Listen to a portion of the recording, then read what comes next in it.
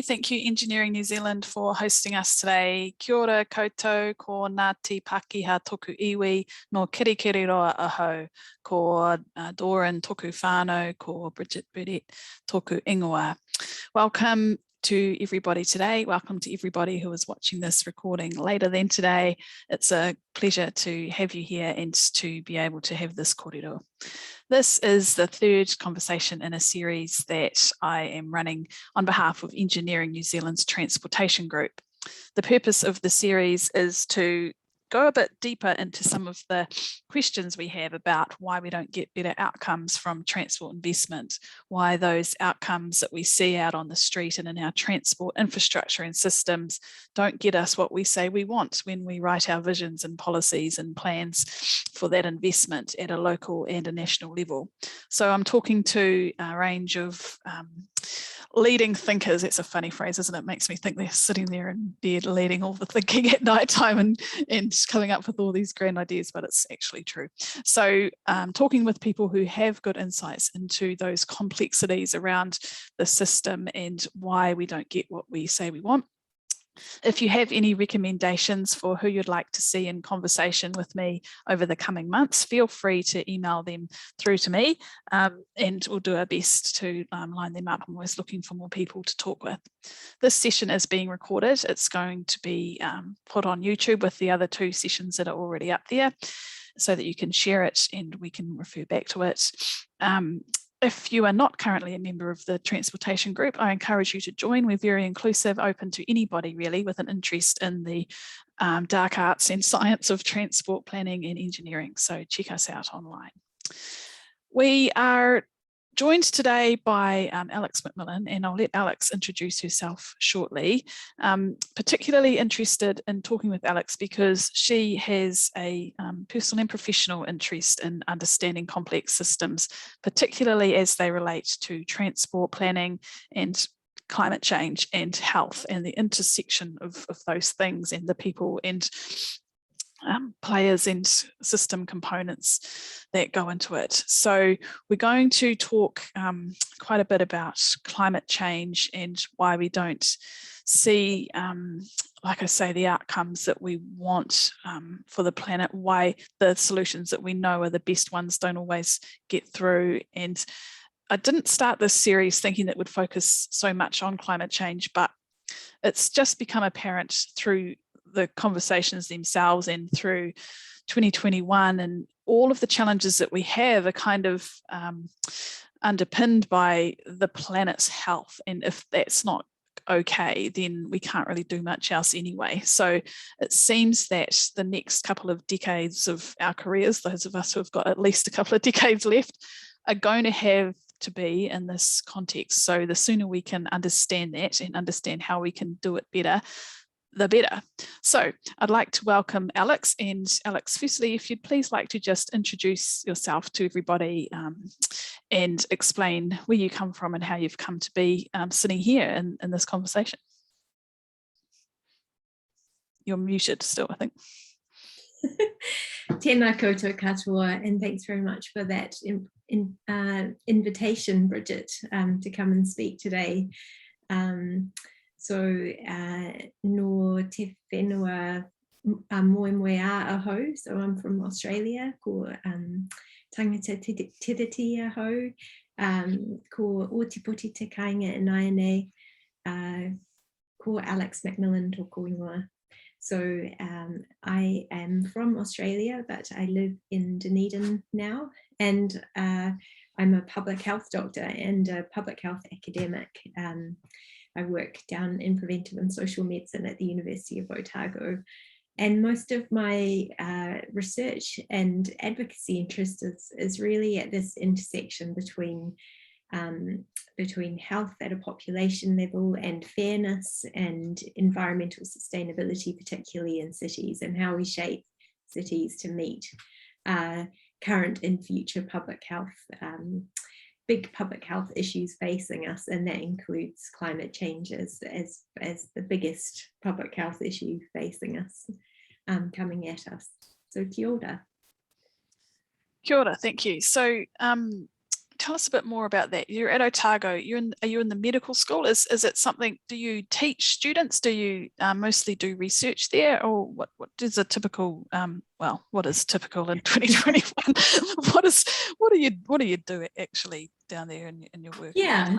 So I had spent 10 years doing the same job in Tamaki Makaurau at the University of Auckland School of Population Health before coming down to the equivalent department down here. And I do a mixture of teaching postgraduate and undergraduate students, including medical students. So yeah, we are in the medical school, though we are a bit of an interesting fit in that we're very much thinking at a population level about people's health rather than seeing patients or thinking about patients, and very much thinking outside of the health system for our influence and understanding of what influences people's health.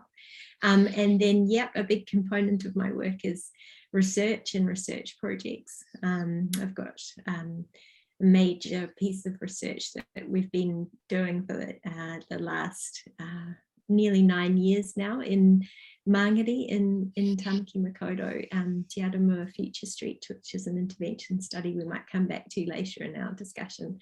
And then another component of my work as an academic is a critic and conscience component.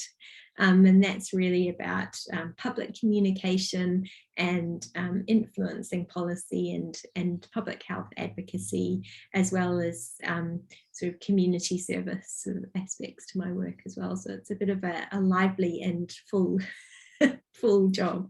Oh, I imagine. I just wonder, in line with that and the times we find ourselves in, have you noticed a shift in other academics and in students' appreciation for population health with COVID and with climate change? Or is it really same, but do you know what I mean? Like, it feels to me like population health is like, oh yeah, something medical students have to do, but they really want to be in hospitals, fixing people and things like that.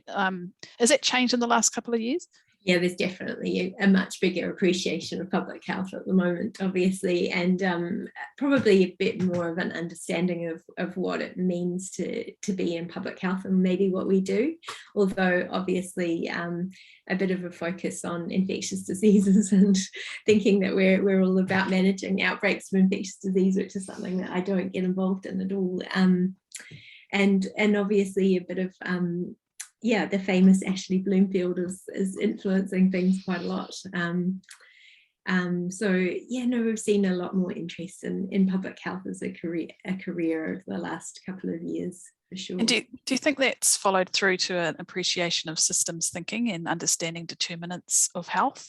Or do people kind of jump to the COVID and Ashley effect and it's more about that? Yeah, I think this idea, and I think one of the problems with COVID, that and maybe we can come back to this, but the communication around COVID has really separated out, I think, the direct aspects of the infectious disease itself and what's called the public health response to COVID, which is really being focused on, limiting transmission and getting the health system ready and all of those things, and lockdowns and mask wearing and things. With all of the social and environmental, the housing elements and the social injustice elements,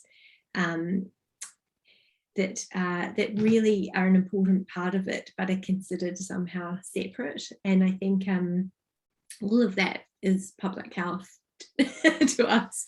Oh, that's so interesting to me. And I think that's going to play out in the next few months, right? Like, we're all looking for this 90% vaccination target, or at least those of us who are interested, engaged. And, I was just reading about weird cultures. That's Western educated, industrialized, rich and democratic. Yeah, we're all weird. Therefore, we're all amateur epidemiologists, and we're waiting for this 90% so that we can go and keep living our lives in our double vaccinated paradigm. But there's a massive unknown in terms of, in Aotearoa, what communities are going to get affected in the worst possible ways, and what that's going to do to increase inequity beyond its not great baseline that we already have. So, we recommend more research, I guess. And do you think there's a role for improving the storytelling around that part of it, that this isn't just about you and your family bubble getting vaccinated, but we need the public to come with us in terms of getting that message out to the whole population? Yeah, and I think some really good conversations have opened up about those social and health inequities in some circles, and one really good example is the conversations that have opened up around essential workers and valuing essential workers who we haven't tended as society to value highly, and calling for essential workers to earn a living wage, for example. So there are some examples where the conversation around COVID has enabled a broader conversation about things like income and justice, and we're already seeing the effects of existing health and social injustices playing out in COVID, things like housing and household crowding and housing insecurity and unhoused people as being really vulnerable to getting and spreading COVID. So I think it is definitely opening up some really good conversations about social injustice. It just has to move from there to then taking action on the system drivers of that. Well, exactly. So this brings me to the relevance of that to transport. And I've heard people say, for example, that if I'm living in my relatively privileged suburb, like leafy suburb that I live in Hamilton, and the streets go quiet in lockdown and we're all kind of happily whinging about being locked down and get sourdough delivered to our door, yada yada. If you go to South Auckland, say, actually I've heard people on the radio even say that it feels busy, it just feels normal because there's such a higher proportion of essential workers who are there. So they're going about their day as they always do because they work in those kinds of roles. So that speaks to the different transport patterns in different communities, and therefore that actually not everybody is a 9-to-5 central city commuter who has the luxury of choice of being able to work from home or to ride their e-bike or whatever. So at least perhaps it will start to open up people's transport planners' eyes to moving beyond averages and looking at actually what's the community specific response to a certain challenge we might have, rather than this assumption of, well, everybody wants to drive on the motorway, better add another lane. I'm just quite optimistic that a disruption like COVID is an opportunity to bring in a new way of thinking about equity, for example, in transport planning. Yeah, there was a lot in there, Bridget. It's been really, we've got these really close relationships now that we've developed over the last decade with Māngere in particular, with the community board and Māngere communities, and hearing the experience of people in Māngere during the last lockdown and this one, and comparing that with, say, the Women in Urbanism report about enjoying quieter streets and what you've been talking about in the leafy suburbs. And as well as the essential workers issue, what we heard was that so many whānau in Māngere are living with family members with chronic illnesses who are vulnerable populations to COVID. They might be multi-generational households where they've got older people living in the house and people with chronic illnesses, I said, and people who are whānau hoa or people with disabilities, and those people were really meant that whānau were extra protective and didn't kind of want to necessarily go out and enjoy those quiet streets, even if they were there to experience, and were much more careful about travel as well as the essential worker issue. And of course, we know from work with people with disability that there was a lot of people who ended up being completely homebound and weren't able to get out at all. So there was a lot of injustice in the experience of the unexpected positive outcomes of lockdown around enjoying quieter streets and nature, connection to nature and the birdsong and social connection and things like that. So that's super interesting to me. I've interviewed disabled people in lockdown, and a lot of them will say there's lots of layers to why they won't go out. There's the fear of infection. There's also this fear of being glared at for doing perceived as doing the wrong thing, for example. So if you can't move very quickly out of the way on a footpath, then why would you bother, So there is a lot of, like you say, sort of forced homeboundness because communities aren't that easy to get around at the best of times, and you add a layer of judgment and fear and it becomes even harder. So we'll come back to that, but perhaps we could backtrack a bit, and could you tell us please a bit about your PhD in systems thinking and what that was all about? Yeah, I mean, we're talking a decade ago now. Feels like a long time ago, but still really relevant to the work that I'm doing now. So my PhD really started with wanting to understand the complex connections between transport and people's well-being and fairness, with a particular focus on the trip to work. I was really interested in commuting as a particular kind of trip. And then to understand how we might incorporate and centralise well-being and fairness into transport policy. So not just to understand it, but also to then how do we effectively put that at the heart of transport decision making. And my idea at the time was that I might be able to understand it in a systems way, knowing that it was complex, and then demonstrate to the people who were kind of doing the business cases and making the investment decisions that they could incorporate some of this stuff into those decisions, things like the economic evaluation manual that was being used at the time, and benefit cost ratios and things like that. That was my kind of focus at that time, and I ended up using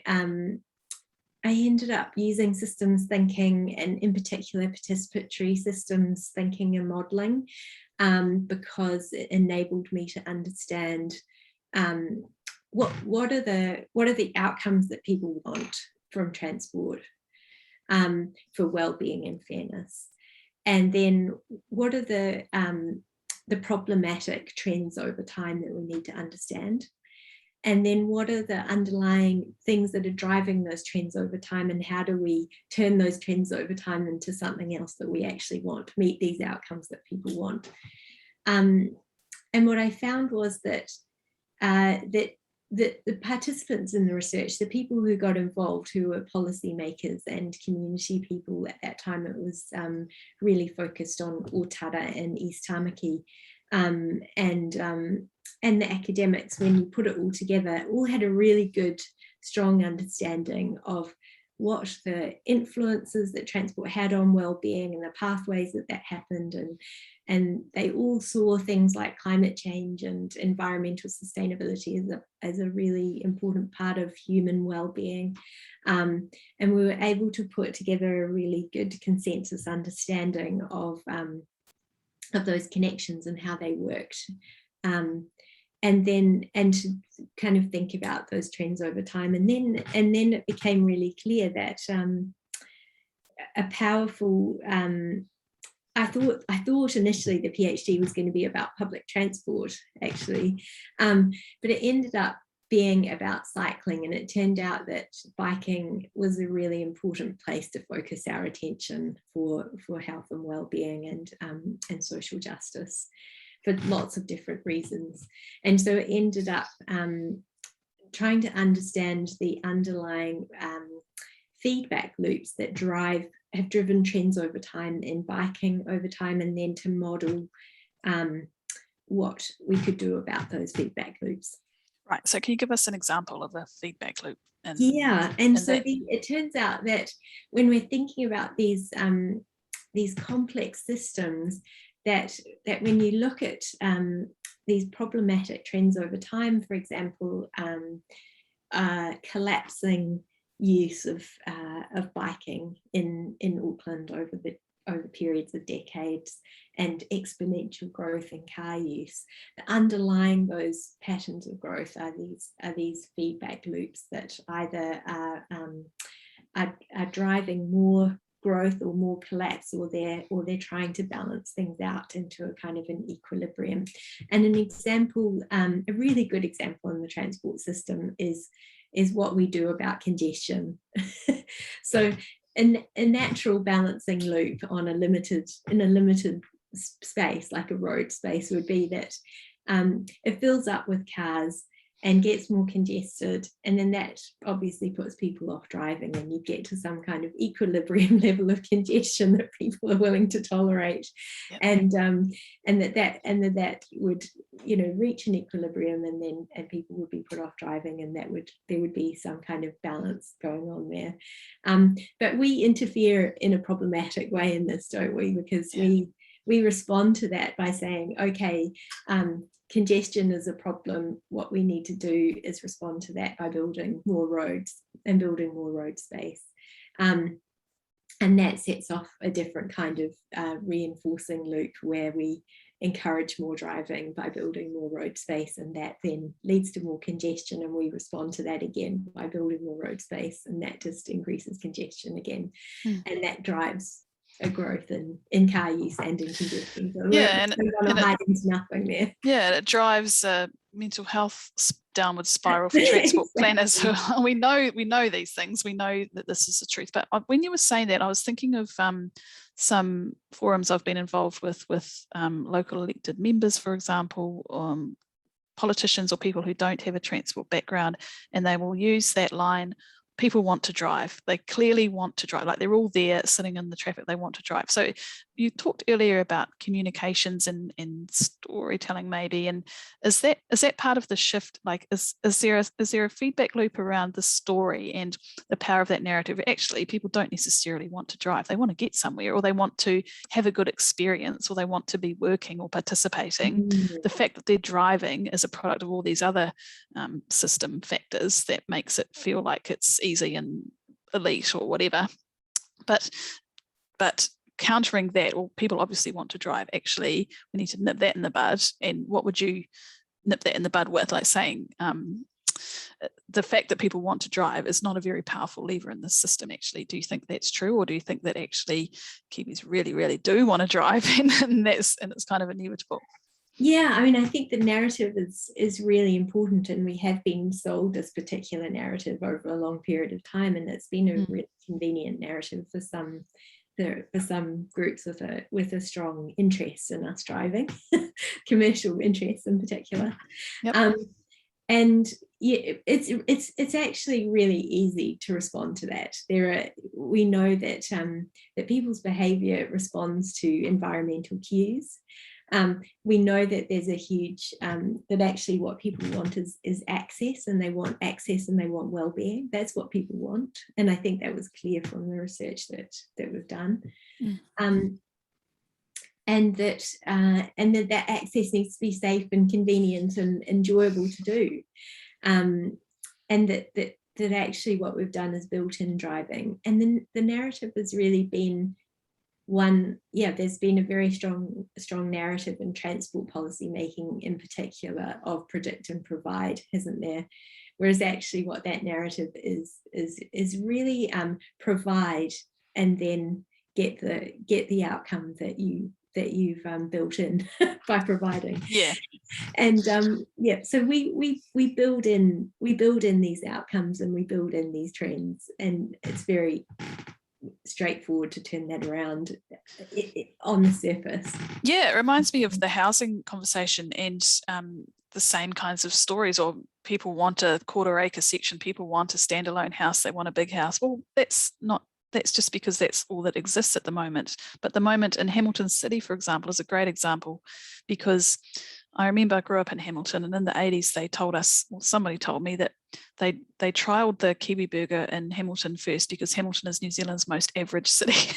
it's got the average demographic and distribution of everything. So they trial things here. And in Hamilton in the last 5 years, even like fairly recently, there's been quite a big shift in the number of apartments and higher density options, both in the central city and infill around, where I live, about 4 or 5 k's away from the central city. And those options are snapped up. They're not sitting on the market for a long time. So it's not that people want the same thing that they've already had. It's just that they had literally had no option. And so it looks like that. And that's the same as traffic congestion, right? It's not that everybody wants to sit in traffic on the Auckland Southern Motorway every day. But if there are no realistic alternatives, then that's what people do. And a lot of people, we shouldn't conflate volume with demand, right? No, and I think we need to remember in all of this that there are some really strong interests in shaping what people want by spending an extremely large amount of money on advertising to people, to tell them what they want. And I've become more and more interested in this over time in my research because, I started out this research thinking that the problem was about evidence and that the problem was about, I really... benefit cost ratios. Yeah. I mean, I really thought that that we had inadequate evidence about the health implications of transport. If only they could know. Yeah. And I just needed to produce some good evidence and help them understand how the system works and all of that stuff, and then and communicate that really well to policymakers and decision makers, and that things would change. And of course, things didn't change. Well, they changed a bit in interesting ways, actually. I was expecting and really hoping, not just from my research, but a full body of collective body of work and effort and advocacy that investment would shift, that the core investment would shift. The transport fund would change the balance. And of course, that hasn't happened really. And what happened was, surprisingly, that, that PhD project about cycling really helped to, for advocates and policymakers all to have a unified understanding of what it would take to turn declining cycling into exponential growth in cycling. And that was about investment in particular kinds of infrastructure. And but what happened was that Jerry Brownlee, who was the Minister of Transport at the time, he came out in public and he talked about the results of my research, and then the national government at that time made the biggest investment in cycling infrastructure that had ever been made. But it didn't come from the Transport Fund, it came from Treasury. And so it was this kind of outside one-off investment, and it didn't actually change the balance system. The core balance of funding. And I got more and more interested in what's that about? Why is this core? We've got these lovely strategies and policies, as you mentioned at the beginning, that all say the right things and have the right goals. And yet we've got this National Land Transport Fund that's remained pretty steadily, 3/4 or more of it is spent on new roads and road maintenance, and about 1%, I think it's up to nearly 3% now actually, are spent combined on walking and cycling infrastructure and services. And that stayed pretty steady despite changes in government and changes in policy direction and really strong policies around climate change and around health and equity and all of that stuff. And I got more and more interested in, okay, well, what really is the stuck thing about this? Keep going. What do you think it is? And so I started to explore, well, where did this, because we've got quite a special kind of funding for transport in New Zealand. It's not normal. It's not the normal way that countries usually do these things.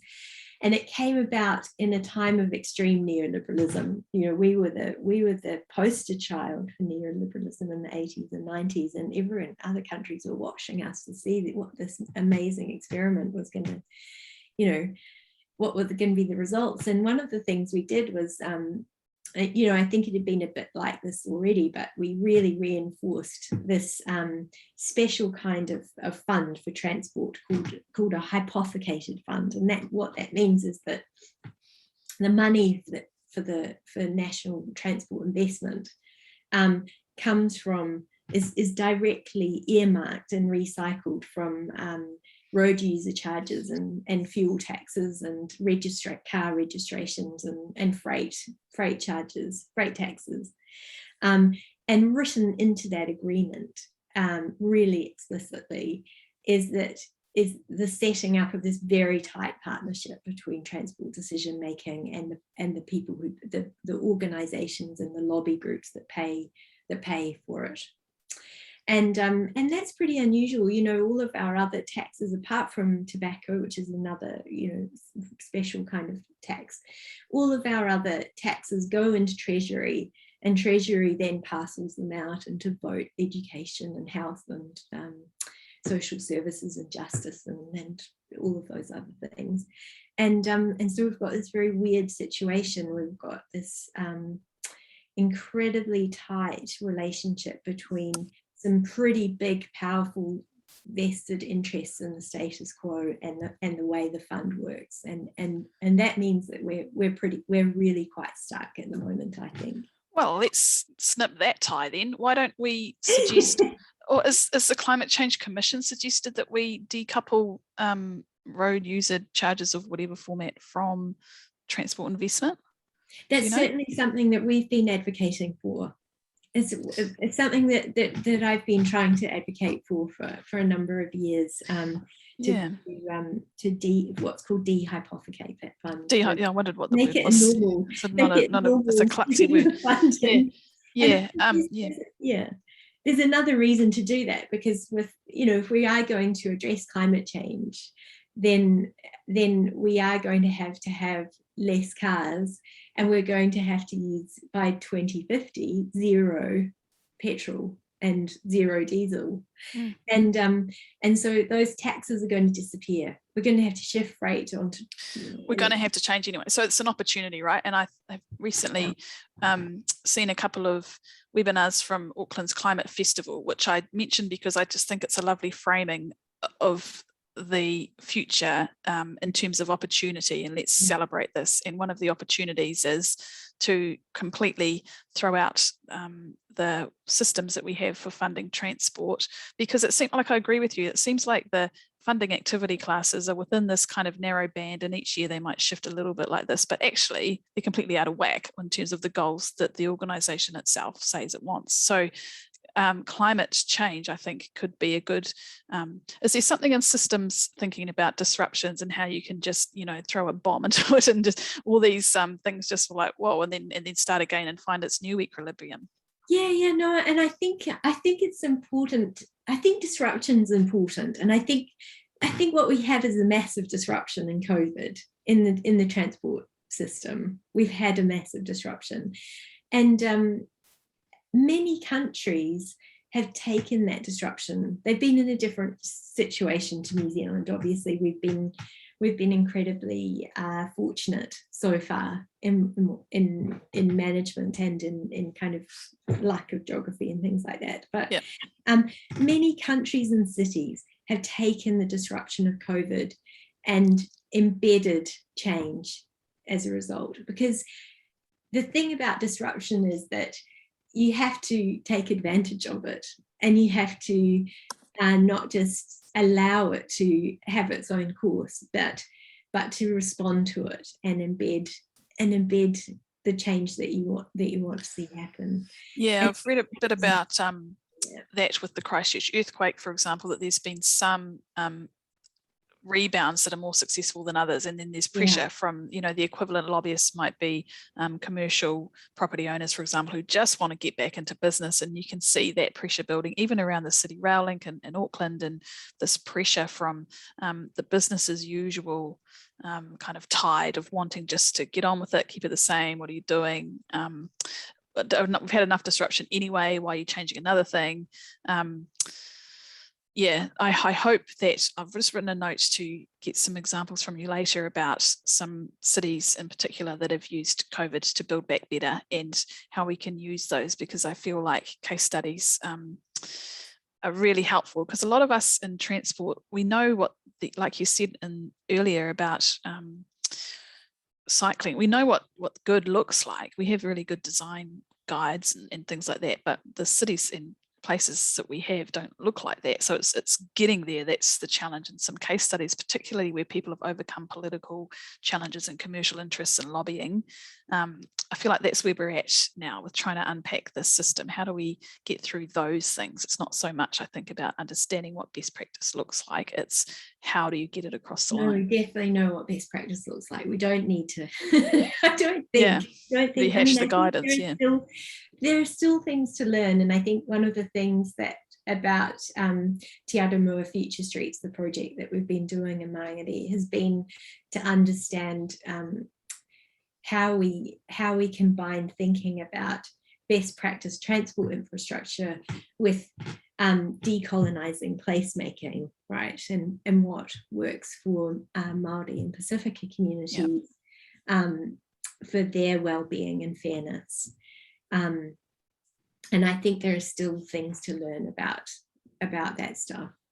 We've still got a lot to learn about decolonising cities and about equity, for sure. And about one of the webinars I was in the other day was talking about the opportunity of Te Reo, and I hadn't heard it framed like this before, but just New Zealanders embracing Te Reo and that becoming a pathway towards just a breakdown of the fear that people might have about approaching decolonisation, or whatever we call it, going back and starting again in terms of creating truly inclusive communities in Aotearoa context. You know, I remember when I started, and one of my colleagues would insist on saying taupo and Ngārua Wahia, whereas I was still, you know, Hamilton girl talking about taupo. And now it's almost the opposite. It's almost flipped, right? If you don't say it properly, like my son will correct his grandparents when they say these things wrong. So I wonder if there's that's a bit of an aside, and I want to get to this the systems, back to the systems kind of thinking, and there are, you know, it's complex and there's feedback loops and levers all over the place, but I'm interested a lot in the goals of the system, and we talked about having you know, less travel by car and less traffic. Is there a place in transport decision making for changing the goals of the system, or at least making the goals more explicit than they are now? So, like we've said that we've got goals for healthy, sustainable, inclusive. The GPS always says that, it always has. But when it comes to designing a specific street, then we put the street in a traffic model and see what the delay to traffic is. Is there a place for an explicit goal around reducing traffic in transport planning? Is that something that you think would be useful? Yes, I mean, I'm kind of just going back to the narrative in communication, and this goes for transport and climate change. Is thinking about what we want more of. Yeah. I was thinking the same thing. Like, that's not going to fly very well at my Hamilton City Council meetings if I say the goal of life and my career is to reduce traffic. That feels quite personal, doesn't it, to people, that you're attacking them? I mean, I think we do. I think we do. I think, you know, with climate change, and you know, in your sort of email to me and leading up to this, you were talking about that we do need to have less of things, and we do need to consume less, and we do need to do less of some things, but actually we want more well-being, right? And we want more fairness, and I think and we want more happiness.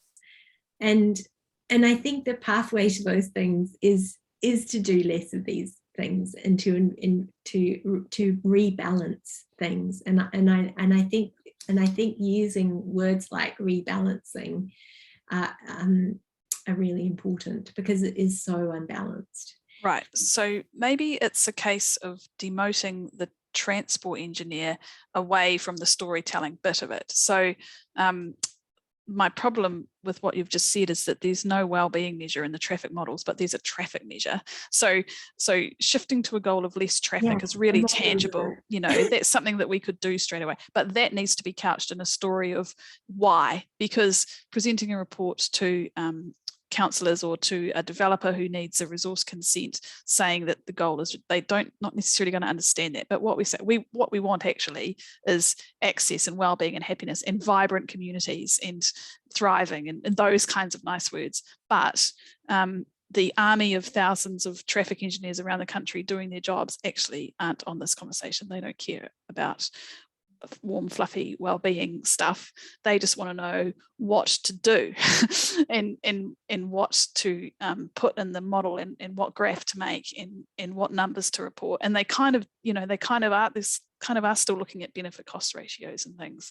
So and I think the issue there, if we were to go back to the systems thinking idea, is that we do, I think we've done a good job at shifting the goals of transport at a national level and national strategy. I think the current transport GPS and the current national transport strategy, they look really good in terms of goals and what the purpose of transport is. I think they do a really good job.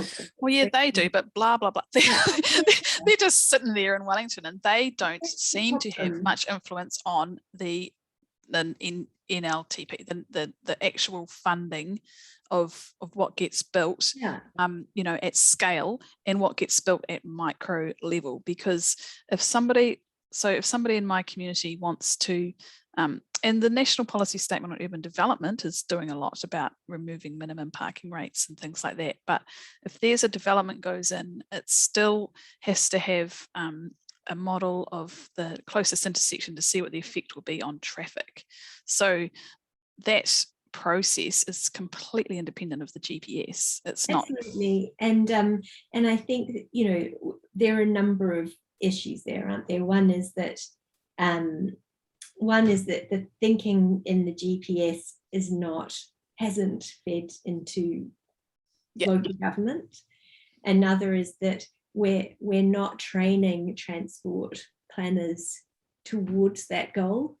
To care about well-being and things, yeah. And we haven't shifted our tools for decision making towards the kinds of tools that we might need to reach the goals that we've changed. Yeah. And you've mentioned the modelling, the looting modelling, the 4-step transport modelling, and all of those things are not particularly helpful here. And we've not reoriented our organisations either, have we, towards that? So there are some big kind of system shifts that need to happen: the education, the organisational change, and the change in tools to meet the goals. Yeah. And so is there something then about to try and frame it in a positive way and to grab what we think is good? So there's a good vision in GPS, there's a good set of outcomes that we think are great. So it's about taking them down a few layers and saying, okay, well, at local government level, this is what this practically means for your investment decisions.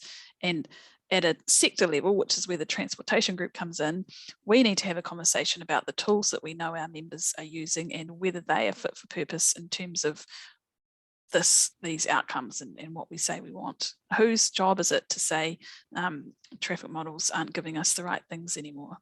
That's the roles and responsibilities is another part of the system, isn't it? That where the power sits. And it's all very well for me to say, I don't like traffic models, but I don't actually use them in my job. So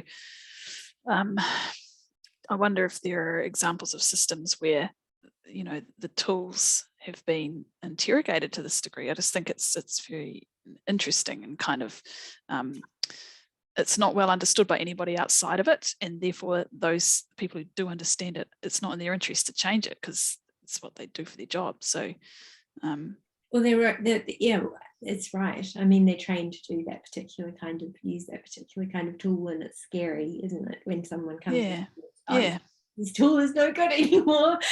It was good for nails, but we're not doing nails anymore. So well, maybe it goes back to what you were saying earlier about your PhD being participatory. You said something and I didn't exactly know what you meant. Maybe you could talk a bit more about that. Maybe there's a case for participatory dismantling of the traffic engineering sector. Well, I think participation and representation are a really important other part of the system issues. And one of the things that I talk about reasonably often is my involvement over the past 15 years with local government transport decision making. And over that period of time, we went from having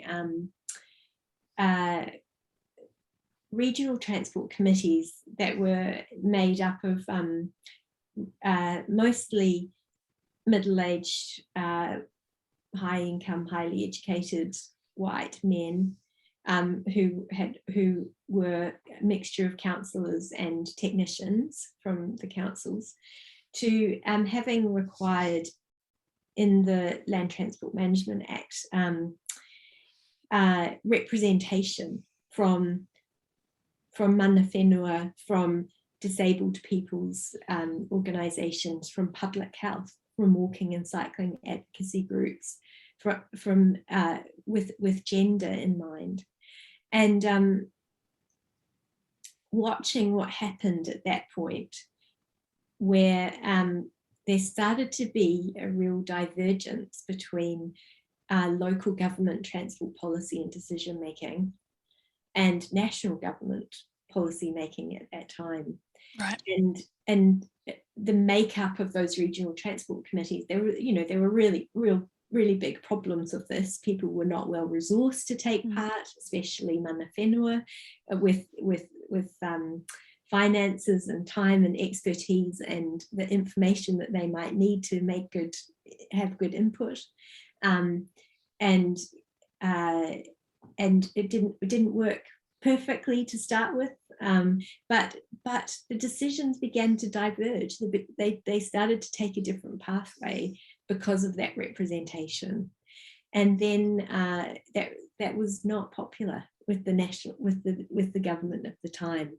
They saw that happening and did not like that, and removed those requirements. I was going to say, yeah, they removed those requirements, so we're back to business as usual. I go along and present transport and health research to my local regional transport committee, and it is almost entirely a sea again of white middle-aged men. Yeah, Waikato's the same. And they say to me, well, that was all very interesting, but what does it have to do with us? I get that a lot too. Yeah. So representation is just absolutely a vital part of this system changes that need to happen. It's interesting, isn't it? It's that old diversity and inclusion and being proactive about those things, not just saying them, but inviting representation that isn't there now. I just need to remind our attendees, if you've got any questions or comments, please. Questions. We've got questions. Oh, do we? We should try and address. Oh, we do. Okay, great. Questions. Great, that's cool. Keep them coming in, everyone. Right, any thoughts on people's preference of choosing electric cars versus petrol diesel ones to help achieve climate change goals? Is there a positive shift towards electric cars? I'll let Alex answer this in a sec, but my answer is wrapped up in the conversation I had with Mike Joy, which is on YouTube a couple of last month, that actually renewable energy is kind of a bit delusional in terms of saving the planet as a whole, because we still need to mine the materials, and it still perpetuates road building and driving. In fact, there's an ad on TV at the moment for a car-free development in Auckland that's all really nice and high density and has car share but no individual parking. And then I was watching the ad and I was feeling all good. And the very next ad was for a Volvo electric SUV, and I just threw myself out the window. Like you said, Alex, the money and the power of those industries, and then you're driving this big fancy SUV along this massive empty road as if it's, everybody's goal in life to do that. But what do you think? And if you say something different, no, I totally. The power to mute you. And there is a place for electric vehicles. There are going to be car trips that can't be avoided, and there are particular equity reasons to focus electric cars on particular groups whose trips require. Especially for shared transport, right? Like, I'm all in favour of buying electric cars and vans for community groups who run community transport. I think that's the way of the future. We have transport, access to sites of cultural well-being, access for disabled people, all of those things. That's what I mean. It's hard to say that the goal is our transport answer. It's hard to have this really strong goal of reducing traffic when it doesn't mean banning cars. In fact, it's quite different. Cars are pretty awesome actually, and they fulfill a lot of really good purposes. It's that unnecessary kind of obesity of traffic that we have at the moment that's unhealthy, right? And of course, speaking of obesity, electric cars, they may well improve air quality a little bit. Half of our air pollution from cars comes from wear and road tire use and that kind of thing. So they'll only partially address air pollution. They'll partially address noise pollution, but all of those other public health issues that come from car use, sitting in a car, activity, social loss of social connection, loss of connection with neighbourhood and nature, the space that they need, all of that stuff are not addressed at all by electric vehicles. Well, and the mining for batteries that happens in countries that are not weird like us, and the horrific effects on communities in those places. And the fact that is another round often of colonisation and indigenous exploitation. Yeah, it's not a great story. We'll try and get through these questions. Moving on. We could be here. Do availability of parking spaces have a lot of impact on people's behaviour on choice of transport? What's your system's view on there's a really space? short answer, and that is yes, absolutely. And this is another way that the environment tells a particular story about who has rights and who is a valid citizen and who is allowed to leave their private property lying around in public space. Oh gosh, there's great examples, aren't there, of swathes of parking around like baseball stadiums in the US or something like that. It's just so ugly. In fact, there was something the other day about, I think my colleague Kitty posted something about how there's more parking space in Auckland City than green space. Facts like this that the public just doesn't really realise just how pervasive this all is. And this idea that around rights, there's a really strong sense in Aotearoa of this right to park and a right to leave your car on the side of the road. And that's really been a built-in sense of right. It's hard to undo those legacy effects. But what Mike would have said is that we've got to make the good option the easiest possible option. So I think that goes back to this local participation, which leads to this question that someone says, I'm a keen cyclist despite the problems in Auckland and support public transport, but I'm aware that many people have jobs spread widely across the city and need to get themselves and their equipment there. The car or ute seems the ideal way to them. What do we see as solutions to that, Alex?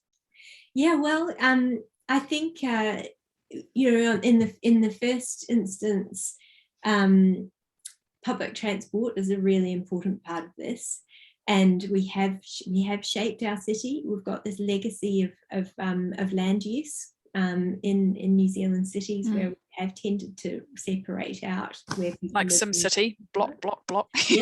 And we do have to turn that around gradually. That's going to take time. We are going to have to change that, but at the same time, that's not an excuse for getting out of cars. And you know, we can look at cities that have really low motor vehicle use that still manage to have electricians and plumbers. Yeah, well, exactly what we've just said. They just do it in different ways, and already there's already a little bits of imaginative thinking about this, that not all tradies have to turn up to the site with their belt of tools, in their youth.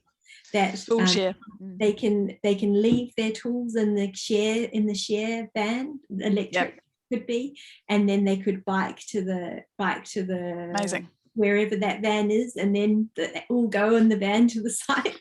Oh gosh, yes. Another one of my colleagues is looking at deliveries and how you manage deliveries in a low traffic context. And there's a new courier delivery company in Auckland City Centre that's just invested in very fancy electric cargo bikes. Excellent. And they've got a fleet of them. And they said actually it's quicker in central Auckland and easier. You can get closer to your destination. You can get around quicker, easier, cheaper, more efficiently. And it's a cargo bike. You can use your cargo just like you've said. You have a depot. Yeah. You have a depot somewhere, and it's healthier, and you get all these other options. So yeah, some people, there will still be some utes and cars going around, but there's actually a lot of increasingly innovative solutions to some of those problems. And there's a very cool electrician in Wellington who's doing things by electric cargo bike. Oh, why wouldn't you? He's one of my heroes. Yeah. Oh, that's so cool. So just one more question here, which is good. Hi, Alex. Thanks for the insightful discussion. Just picking up on your point that there is still plenty to learn, including decolonising cities and inequality. What other areas do you think require more knowledge currently and thoughts for the future from a doctor looking to move into public health? What do you think are the biggest gaps perhaps that we haven't touched on that people might want to look into or look out for? I think there's a lot of gaps in our understanding about transport and equity in general, and what policies and investments are really effective at improving transport equity. That's huge. I agree. And I can really encourage you to come into public health medicine and start studying that stuff.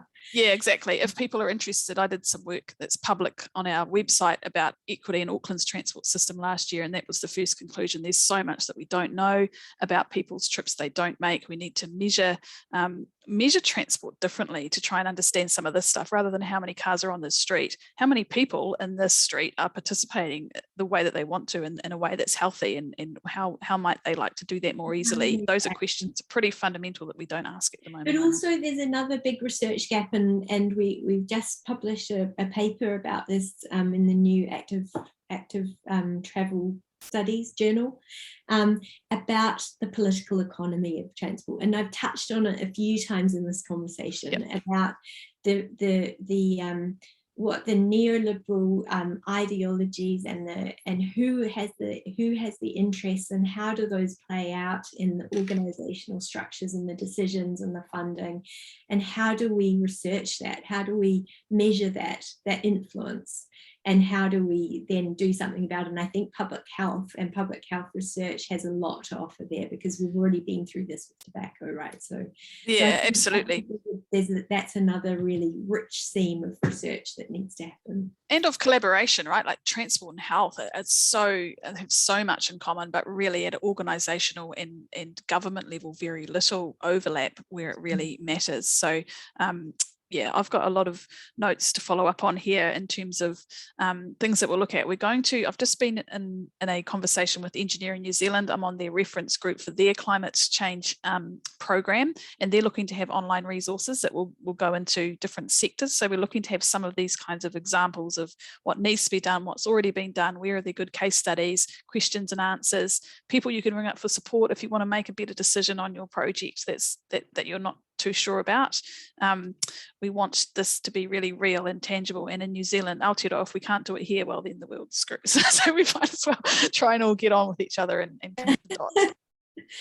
Right, pretty small. Yeah, so I think we'll leave it there for today. If anybody has any feedback or further questions, please feel free to send them through to us, and we will send out some notes from this with the recording, and you're welcome to share it with whoever you like and watch it again as often as you like, and send me any ideas you might have for other people that you'd like to see me in conversation with, or any other actions you might like to come out of it. So thanks again to Engineering New Zealand for hosting us. Thanks everybody for joining. Check out the transportation group online and join us if you haven't already, and kia ora koutou, have a great rest of your day. Kia ora koutou, thanks so much for having me. It was a joy. Thanks very much, Alex.